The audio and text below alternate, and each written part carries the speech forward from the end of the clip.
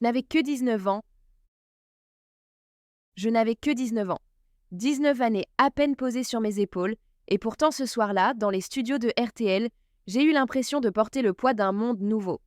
C'était ma première grande interview, celle qu'on imagine des mois avant sans vraiment croire qu'elle arrivera un jour. La première fois que ma voix franchirait les murs invisibles de mon village pour se glisser dans les cuisines, les salons, les voitures de milliers d'inconnus, anonymes et pourtant reliés à moi par le simple fil d'onde invisible. Le trajet jusqu'à Paris avait été une épreuve en soi. Dans le train, je n'arrêtais pas de me répéter les mêmes phrases, comme des prières que je récitais en boucle. Je fixais mon reflet dans la vitre, le paysage défilant derrière moi comme une bande-son accélérée de ma vie, et je me demandais « Est-ce que je suis prête ? Est-ce que je ne vais pas trembler, bafouiller, perdre le fil ?» Dans le wagon, personne ne savait que j'allais parler au micro de l'une des plus grandes radios de France. Pour eux, j'étais juste une jeune fille avec une sacoche, les yeux un peu trop brillants, un carnet serré contre sa poitrine comme une bouée. Ce carnet, justement, mon refuge, mon abri fragile. Les pages en étaient cornées, froissées, tachées d'encre et parfois de larmes. Dedans, il y avait mes chansons griffonnées à la hâte, mes doutes rageusement raturés, mes joies esquissées en petits soleils au coin des marges. Chaque mot était un morceau de moi, parfois éclaté, parfois lumineux. Si je perdais mes mots ce soir, il suffirait de l'ouvrir, de laisser mes doigts courir sur ces phrases maladroites pour retrouver un fil, une étincelle, une trace de ma vérité. Je me souviens encore de la lourdeur de la porte du studio. Ce n'était pas une simple porte, mais presque un seuil. Comme si je franchissais le passage entre deux mondes, celui où j'étais encore personne et celui où je devenais, ne serait-ce qu'un instant, quelqu'un. À l'intérieur, il y avait cette odeur singulière, mélange de poussière chaude, de bois verni et de métal des micros. Une odeur de radio, reconnaissable entre toutes, qui s'accroche aux vêtements et aux souvenirs. Les lumières rouges clignotaient au-dessus des cabines comme des battements de cœur artificiels. Je tremblais, mais j'essayais de sourire. Autour de moi, les techniciens vérifiaient sur les câbles, ajustèrent les casques, pianotaient sur des consoles constellées de boutons. Pour eux, c'était une routine. Pour moi, c'était l'inconnu, l'épreuve, l'instant où tout pouvait basculer. Je n'avais que 19 ans, mais dans ce tumulte, j'avais la sensation d'en avoir 100, comme si chaque minute de ma courte vie m'avait préparé à ce moment précis. Assise devant le micro, je posais enfin mon carnet sur la table. Il y avait ce silence étrange, pesant et doux à la fois, juste avant qu'une voix annonce « Nous accueillons ce soir Juliette ». J'entendis mon prénom résonner dans la pièce comme s'il ne m'appartenait plus. Et à cet instant, je compris que plus rien ne serait tout à fait pareil. Le train qui m'a mené à Paris n'était pas rapide comme ceux d'aujourd'hui. Pas de TGV filant comme une flèche, pas d'écran lumineux pour distraire l'attente. Non, c'était un de ces vieux wagons aux lourdes parois, où l'on entend chaque chaos des rails comme une respiration métallique, où chaque secousse vous rappelle que vous traversez la France d'un battement à l'autre. L'air de la campagne entrait par les fenêtres entr'ouvertes, chargé d'odeurs d'herbes humides, de charbon, et parfois même du parfum lointain des gares. Le velours usé des sièges portait encore les traces d'histoires anciennes, la fumée de cigarettes oubliées, la poussière du temps, et cette senteur vague et mélancolique qui colle au tissu comme un souvenir persistant. Je me suis assise près de la vitre et j'ai laissé mes yeux se perdre dans le défilement lent des paysages. Les champs labourés s'étiraient comme des draps d'automne, ponctués de corbeaux qui s'élevaient à mon passage.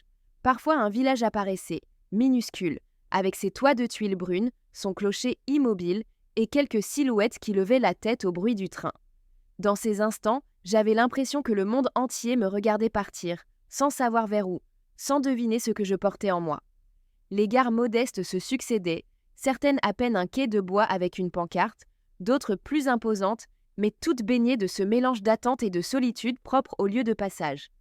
Et moi, je pensais, j'avais 19 ans, pas davantage, et dans ce balancement monotone, je me surprenais à murmurer « Demain soir, des gens que je ne connais pas, des gens qui ignorent son camp jusqu'à mon nom, entendront ma voix. » Je sentais mon cœur s'accélérer à chaque répétition de cette idée. Que vont-ils penser de moi ? Est-ce qu'ils m'écouteront vraiment, ou bien est-ce que ma voix passera comme un souffle anonyme parmi d'autres ? Serais-je pour eux une gamine trop pressée de grandir ? Une intruse venue troubler le calme de leur soirée ? Ou bien, et cette pensée me donnait du courage, peut-être une sœur qu'ils n'avaient pas encore rencontrée, une amie inattendue, une voix qui leur rappellerait quelque chose d'eux-mêmes. Le roulis du train semblait se mêler à mes pensées, comme une cadence intérieure. Chaque chaos me disait « Tu avances, tu ne peux plus revenir en arrière ». Et plus je m'approchais de Paris, plus je sentais que je laissais derrière moi une partie de mon ancienne vie. les ruelles familières de mon village, les regards bienveillants mais sceptiques, les soirées où je grattais ma guitare en rêvant d'un ailleurs. Là, devant la vitre, entre deux gares anonymes, je savais déjà que je ne serais plus jamais tout à fait la même. Paris m'a happée. Ce n'était pas seulement une ville, mais une marée, un courant trop puissant pour que je puisse lui résister. Le boulevard Haussmann s'étendait devant moi comme un décor de théâtre gigantesque. Ses façades sévères, monumentales, dressées comme des murailles de pierre blonde, semblaient me rappeler à chaque pas que je n'étais qu'une passante minuscule dans cette fourmilière. Les lampadaires diffusaient une lumière jaune, presque dorée, qui se reflétait sur les vitrines encore ouvertes, sur les voitures aux chromes étincelants, sur les trottoirs humides. Tout brillait, tout bougeait, et moi, je sentais ce vertige nouveau, celui d'avoir quitté mon univers familier pour plonger dans un océan inconnu. Je n'avais jamais rien vu de pareil. Les passants marchaient vite, certains le regard dur, d'autres l'air pressé, comme s'ils couraient après un temps que moi je n'avais pas encore appris à mesurer. Devant l'entrée des studios, un balai incessant me fascinait. Des hommes en costume, raides et concentrés, entraient et sortaient avec un dossier sous le bras, un parapluie replié ou une sacoche de cuir usé. Des femmes élégantes, parfumées, maquillées avec soin, semblaient glisser sur le trottoir, une cigarette tenue entre deux doigts comme un accessoire de style, leurs talons claquant avec assurance. C'était un monde où chaque geste paraissait calculé, où chacun jouait un rôle précis dans une pièce que je n'avais jamais répétée.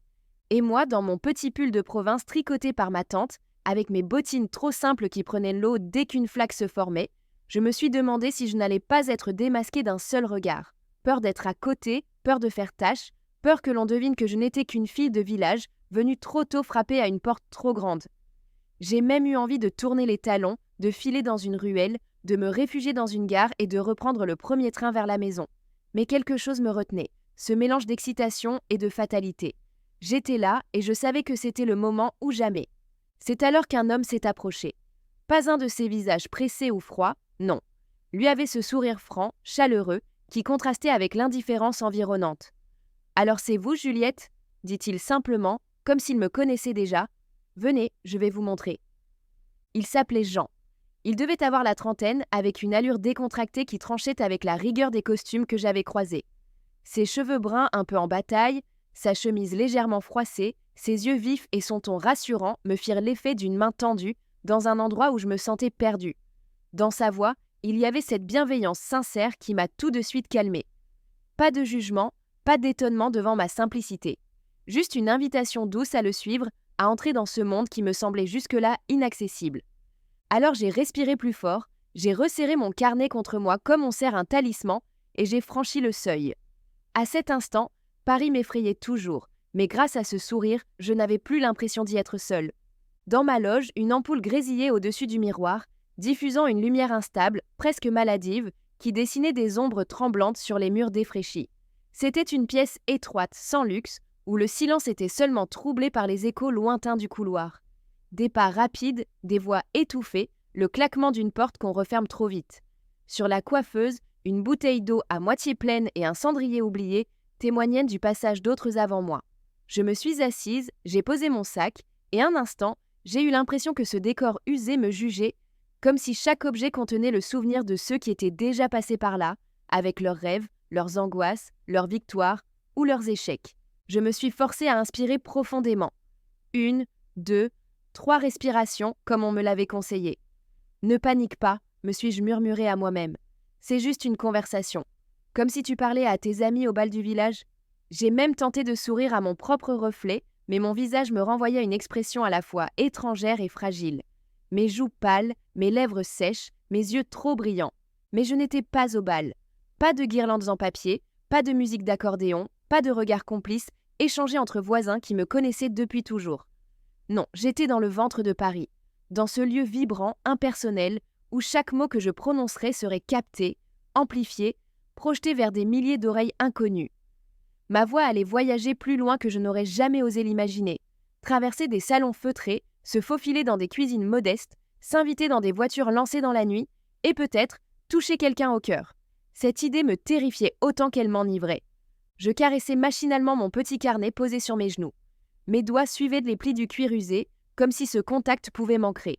Chaque page était une miette de mon histoire, un radeau auquel m'accrocher si je perdais pied. J'ai fermé les yeux et j'ai essayé d'imaginer mon village à cet instant. La place silencieuse, le café qui fermait ses volets, la rivière qui coulait dans le noir. Tout semblait loin, irréel, comme une autre vie dont j'étais déjà séparée. C'est alors qu'on a frappé à la porte. Un coup sec, précis, qui m'a fait sursauter. La poignée a tourné et un jeune assistant est passé la tête, son regard vif mais pressé. « Dans 10 minutes, c'est à vous. » 10 minutes. 2 mots seulement, mais ils résonnèrent comme une sentence. J'ai senti mes mains se mettre à trembler malgré moi. Mon souffle s'accélérait, mon cœur cognait contre ma poitrine comme s'il voulait s'échapper.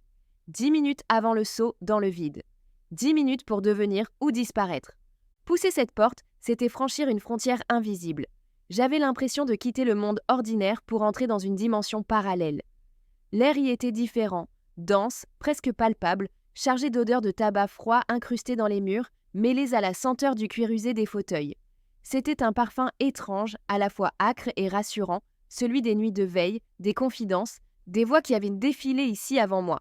Le micro trônait au centre de la table comme un roi dans son royaume. Imposant, solennel, intimidant, avec ses lettres métalliques gravées « Micro ». Ce n'était pas un simple objet, c'était un totem, une passerelle entre moi et le monde extérieur. Devant lui, je sentais tout mon corps se raidir, comme si je me retrouvais face à une entité qui allait juger chaque souffle, chaque tremblement dans ma voix. Je me suis assise dans le grand fauteuil, trop large pour moi, et soudain tout est devenu irréel. La pièce paraissait se rétrécir, comme si les murs se rapprochaient, et en même temps, j'avais la sensation que l'espace s'ouvrait au-delà de toute limite, parce que ce que j'allais dire s'échapperait d'ici pour voyager au loin. Mes mains posées sur la coudoir tremblaient malgré moi, et je sentais mon cœur battre jusque dans mes tempes. Derrière la vitre épaisse, les techniciens s'affairaient. Leurs gestes précis donnaient le vertige. Un curseur qu'on glisse vers le haut, un bouton qu'on enclenche, une lumière qui s'allume.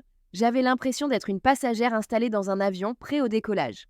Eux, derrière leur console clignotante, ressemblaient à des pilotes dans leur cockpit, parfaitement sûrs d'eux, familiers de la mécanique complexe qui m'échappait.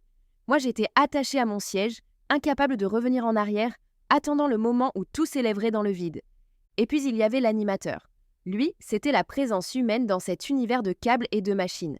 Une voix grave, chaleureuse, la même que j'avais entendue tant de soirs à la radio, quand je faisais mes devoirs ou que je gribouillais des chansons dans mon carnet. Une voix qui avait bercé mes insomnies, accompagné mes rêveries, et qui soudain se matérialisait, là, en chair et en os, devant moi. Il m'a regardé droit dans les yeux et m'a tendu la main. Son geste était simple, mais il m'a semblé immense. J'ai senti la chaleur de sa paume, ferme mais douce, et dans ce contact, il y avait quelque chose d'apaisant, presque paternel. « Juliette, détendez-vous », a-t-il dit avec ce timbre qui roulait comme un feu calme. « Ici, on est entre amis. » Ces mots sont tombés comme une couverture sur mes épaules glacées par l'angoisse. Entre amis, l'expression me fit sourire malgré moi. Peut-être avait-il raison. Peut-être que derrière les milliers d'oreilles invisibles, il y aurait quelqu'un qui écouterait comme un ami, quelqu'un qui tendrait son cœur et pas seulement son poste de radio. Et puis la lumière rouge s'est allumée. Une petite ampoule minuscule, mais qui avait la force d'un soleil. Le silence s'est fait d'un coup, un silence lourd, presque sacré, comme si tout le studio retenait son souffle avec moi. Dans ce vide sonore, j'entendais pourtant 1000 choses. Le battement précipité de mon cœur, le froissement discret de mes mains sur le tissu du fauteuil, le grésillement lointain des machines derrière la vitre. Mais autour, plus rien. Juste moi, le micro, et ce moment suspendu. La voix de l'animateur s'est alors élevée, profonde et assurée, comme un phare dans la nuit. Ce soir, chers auditeurs, nous recevons une toute jeune artiste. Elle n'a que 19 ans et pourtant elle chante déjà la mémoire des 20 ans. Elle s'appelle Juliette. En entendant mon prénom résonner ainsi, je crus que ma gorge se fermait. Comme si ce simple mot, Juliette, prononcé avec tant de chaleur et de solennité, ne m'appartenait plus. Il flottait désormais dans l'air, offert à tous, et je devais être à la hauteur de ce qu'il représentait. Mes lèvres étaient sèches, ma langue lourde, mais j'ai forcé un sourire, un de ces sourires qu'on esquisse pour se convaincre soi-même que tout ira bien. Alors, avec une voix tremblante, j'ai murmuré ce premier mot. « Bonsoir ». Un mot, rien qu'un mot, si petit, presque banal. Mais c'était un mot qui venait de franchir le micro, d'entrer dans le courant invisible des ondes. Je l'imaginais déjà filer à travers la ville, traverser les murs des immeubles, se glisser dans les cuisines encore éclairées, rebondir sur les vitres des tramways, s'installer dans les salons feutrés ou les chambres d'adolescents allongées dans le noir. Ce bonsoir n'était plus le mien. Il était devenu celui de tous ceux qui l'entendaient. Et c'est à ce moment précis que je me suis dit « Voilà, c'est fait, tu existes ». Non plus seulement dans ton village, non plus seulement dans ton carnet froissé, mais dans la mémoire de ceux qui ce soir auront entendu ton nom et ta voix. Tu as franchi la ligne, tu as ouvert la porte, et plus rien ne pourra jamais l'effacer.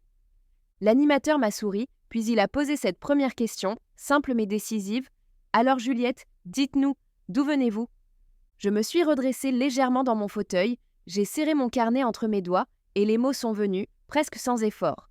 J'ai parlé de mon village près de Lyon, de ses maisons basses aux toits de tuiles rouges, de la rivière qui coulait lentement à travers les prés. J'ai évoqué les bals du samedi soir, installés dans la salle des fêtes, avec leurs guirlandes électriques un peu bancales et l'odeur de soupe à l'oignon qui traînait parfois jusque dans la nuit. J'ai décrit les mobylettes alignées devant la porte, rangées comme des chevaux impatients, et les garçons qui s'y appuyaient en riant, les cheveux lissés à la brillantine, les blousons jetés nonchalamment sur l'épaule. Je me suis souvenu des filles aussi, qui s'échangèrent des robes à la dernière minute, parce qu'il suffisait d'un ourlet défait ou d'une couleur trop vue pour qu'on se sente invisible. Il y avait ce parfum d'impatience et de timidité mêlés, ces premiers pas de danse maladroits et ce bonheur fragile qui se jouait dans des regards échangés au bord de la piste. Je racontais tout cela sans chercher à enjoliver, comme on respire, avec une sincérité qui, je crois, surprit l'auditoire invisible derrière le micro. L'animateur, lui, éclata d'un rire bref mais chaleureux. « Mais enfin, Juliette, vous n'avez même pas 20 ans et vous chantez déjà leur nostalgie. » Ces mots résonnèrent dans le studio comme une taquinerie tendre. Je sentis mes joues chauffer, mais je ne baissai pas les yeux. J'ai simplement répondu, doucement, d'une voix qui tremblait encore un peu, mais où une conviction naissait. « Oui, mais la jeunesse passe très vite, je veux en garder des morceaux intacts, comme des photos que le temps ne pourra pas abîmer. » Un silence s'installa, pas pesant mais attentif. J'ai vu son regard changer, devenir plus profond, presque troublé. Il m'a observé comme si je venais d'un autre âge, comme si mes mots venaient de bien plus loin que mes 19 années. Et à cet instant, j'ai ressenti en moi une étrange dualité. J'étais encore cette gamine de province, avec ses rêves maladroits et ses mains tremblantes. Mais j'avais aussi l'impression de porter déjà 100 souvenirs, 100 vies dans mes chansons et dans mes silences. C'était ça peut-être la magie du micro. Révéler à soi-même ce que l'on n'osait pas croire exister. Puis il a posé des questions sur mes parents. Un sujet si simple, mais qui, à 19 ans, semblait contenir tout un monde. J'ai ri, un peu gênée, parce que parler d'eux à la radio, devant tant d'inconnus, me donnait l'impression de trahir un petit secret de famille. Pourtant, les mots sont venus.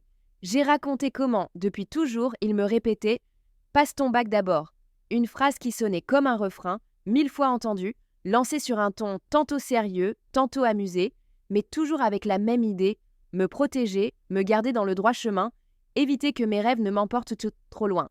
J'ai expliqué qu'au début, ils n'avaient pas compris. Pour eux, chanter, écrire des chansons, c'était une lubie de jeune fille, une passade.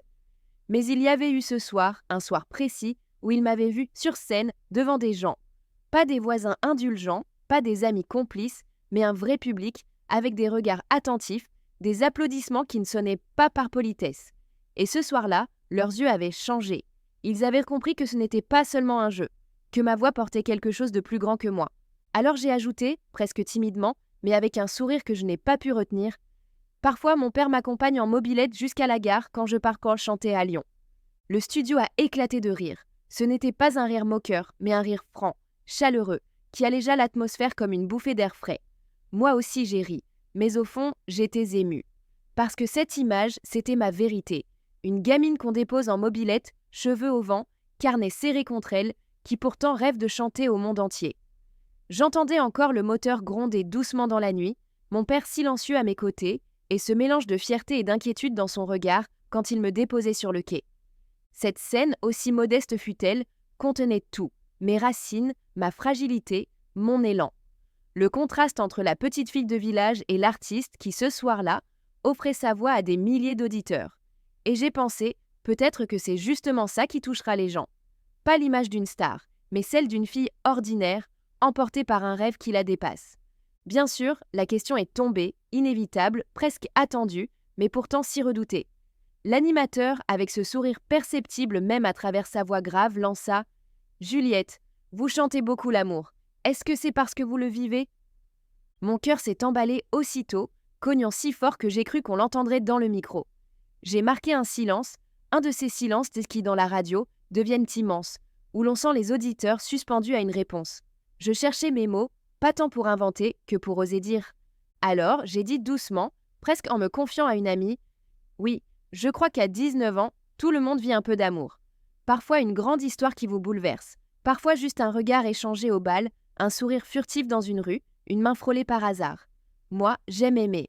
J'aime être amoureuse. Pas seulement d'un garçon, mais de la vie, des gens, d'un moment de lumière, d'une chanson qui vous serre le cœur. Et oui, d'un garçon aussi, c'est vrai, mais je garde un peu de mystère. » En prononçant ces mots, je sentis mes joues s'embraser, mais aussi une légèreté nouvelle, comme si j'avais offert une vérité simple, sans artifice, et que cela suffisait. Il y eut alors un silence amusé dans le studio, un flottement où tout le monde semblait sourire sans oser parler. Puis des rires éclatèrent. Francs, bienveillants. L'animateur, malicieux, conclut avec une voix enjouée. « Eh bien, les garçons du Rhône doivent rougir ce soir derrière leur transistor. » Le studio rit plus fort et moi, je rougissais vraiment. Mon visage devait être cramoisi, mes mains moites, mais j'ai ri aussi. J'ai ri de moi, de la situation, de ce mélange d'ingénuité et de sincérité qui m'avait échappé. Et c'est passé.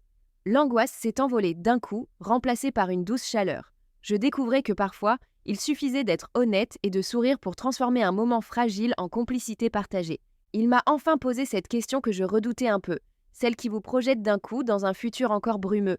« Et dans 10 ans, Juliette, vous vous voyez où ?» Un silence s'installa dans le studio, comme si même les techniciens derrière la vitre attendaient pour ma réponse. Je baissai les yeux vers mon carnet posé devant moi, les doigts serrés sur la couverture comme si j'y cherchais une inspiration. 10 ans. À 19 ans, 10 ans, c'est une éternité. C'est le double de soi-même, un horizon trop lointain pour être net. J'ai réfléchi un instant, vraiment.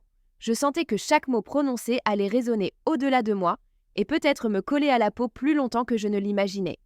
Alors j'ai souri doucement et j'ai dit d'une voix hésitante mais sincère, « Je ne sais pas, peut-être mariée avec des enfants, peut-être encore en train de chanter. Ce que je sais, c'est que je veux vivre pleinement mes 20 ans pour n'avoir jamais de regrets. » En disant cela, je ne cherchais pas une formule.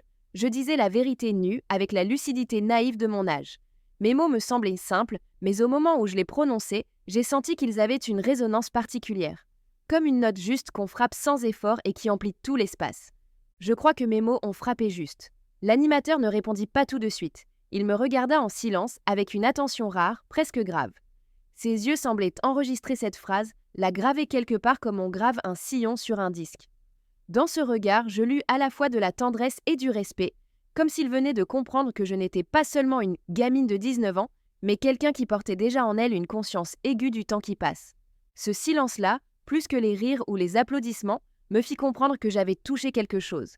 Pas seulement en lui, mais peut-être chez ceux qui écoutaient, à travers leur poste de radio, dans leur salon feutré ou leur chambre solitaire. Et pour la première fois ce soir-là, je me sentis pleinement à ma place. Quand l'interview s'est terminée, il y eut un très court silence, comme une respiration suspendue, puis ma chanson a retenti dans le studio. C'était nos 20 ans. J'ai reconnu les premières notes, puis ma voix qui s'est élevée, claire et pourtant lointaine, presque étrangère. Je l'ai écoutée comme si ce n'était pas moi. Comme si cette voix appartenait à une autre, une fille que je regardais de l'extérieur, et qui, malgré ses failles, parvenait à toucher quelque chose de vrai. J'avais l'impression qu'elle me traversait, qu'elle sortait d'un endroit que je ne maîtrisais pas vraiment, un endroit plus profond que ma conscience. L'animateur hochait doucement la tête, les yeux fermés par instants, comme pour savourer. Derrière la vitre, les techniciens continuaient de leur balai, mais je voyais sur leur visage ce léger sourire qui dit plus que des mots. Et moi j'étais là, immobile dans ce fauteuil trop grand, à écouter cette Juliette qui chantait, et à me demander si, dehors, des inconnus, quelque part dans leur cuisine, dans leur voiture, dans leur lit, ressentaient la même émotion que moi à cet instant. Puis tout s'est achevé. Les consoles se sont éteintes une à une, les voix du studio se sont rallumées dans le brouhaha quotidien, et je me suis levée, un peu vacillante, comme après un rêve trop intense. En quittant le plateau, un technicien s'est approché de moi. Il n'était pas bavard, pas démonstratif. Juste un regard droit, un sourire discret, et ces quelques mots glissés à l'oreille, presque comme un secret. « Vous avez quelque chose, Juliette, ça se sent. » J'ai hoché la tête, incapable de répondre autrement. Ce quelque chose, je ne savais pas ce que c'était, ni comment le définir. Mais je savais que je venais de recevoir un signe, une petite étincelle de reconnaissance qui valait plus que tous les discours. Alors j'ai rangé mon carnet dans mon sac, lentement, comme si ce geste scellait l'instant. J'ai serré les sangles contre moi, mon talisman revenu à sa place, et j'ai franchi la porte des studios. Dehors, la nuit parisienne m'a accueilli d'un souffle vibrant. Les rues bruitaient encore pleines de voitures, de klaxons, de passants pressés. Les néons des vitrines jetaient leurs éclats colorés sur les trottoirs humides. Mais tout cela me paraissait irréel, lointain. Moi je flottais. J'avais l'impression que mes pas ne touchaient plus vraiment le sol. Comme si un chemin venait de s'ouvrir devant moi, immense, inconnu, mais à moi. Un chemin dont je ne distinguais pas encore les contours, mais dont je sentais déjà la force d'appel. Et sous les lumières de Paris, à 19 ans à peine, je me suis dit que ma vie venait peut-être de changer. Aujourd'hui encore, tant d'années ont passé, et pourtant, quand j'y pense, tout revient avec une précision presque douloureuse.